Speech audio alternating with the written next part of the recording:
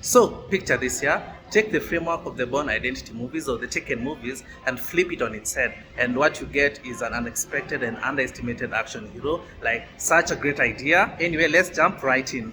Love you. Love you. Bye. Bye. Charlie, I think you need to see this. What is this? Your wife has been killed. I want mission-specific training, cash, and a new identity. Have you lost your mind? I want to find and kill the people who murdered my wife.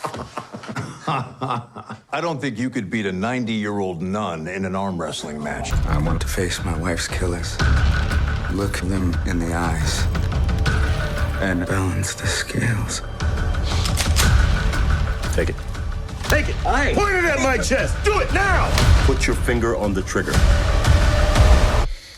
You can't do what I do no matter how much I train you. You're just not a killer, Charlie.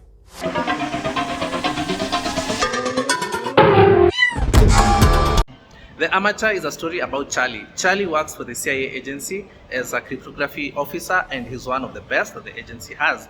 However, one day his wife ends up being murdered by a tourist cell while she's working in London. Charlie asks his bosses to train him so that he can go and take revenge upon his wife's killers.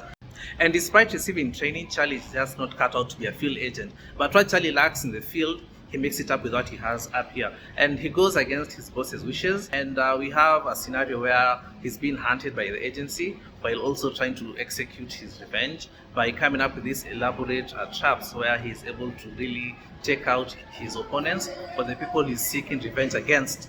Do you ever account for the things I'm good at? Tell me where he is, or swim very fast.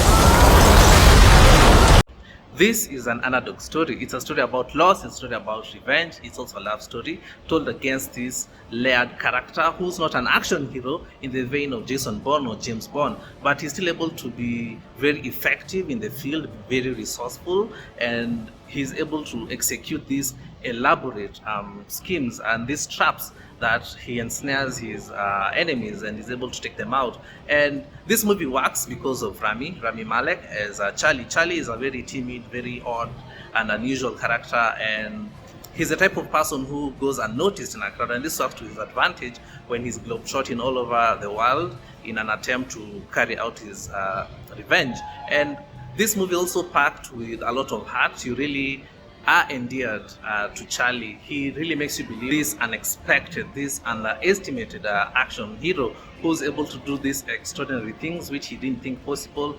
And this is why this movie works, because it's different from what you usually get. Rami is able to make Charlie really relatable, really likable. You endear to him, especially when he received the news of his wife's death and his reaction. Now that's top tier performance from Rami. Clearly a capable actor in his field.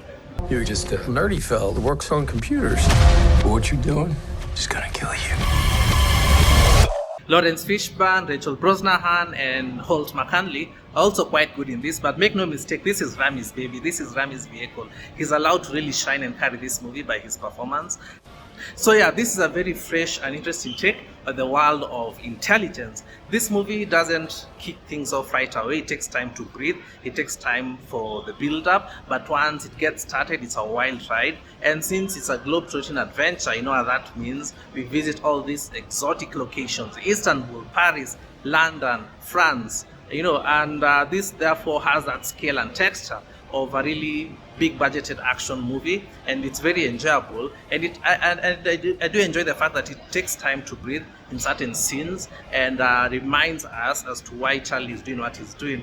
Besides that, I really love the score. I love the cinematography, and it was such an enjoyable watch. One I highly recommend. It will make for a good date movie. Yeah, anyway, so those are my thoughts about the movie, and I'm going to give it a rating of 8 out of 10. Thank you for joining me for this review. If you do enjoy these reviews, then kindly don't forget to hit that like, subscribe, and ding that notification bell to let YouTube know you enjoy what you're watching. See you on the next one. Cheers.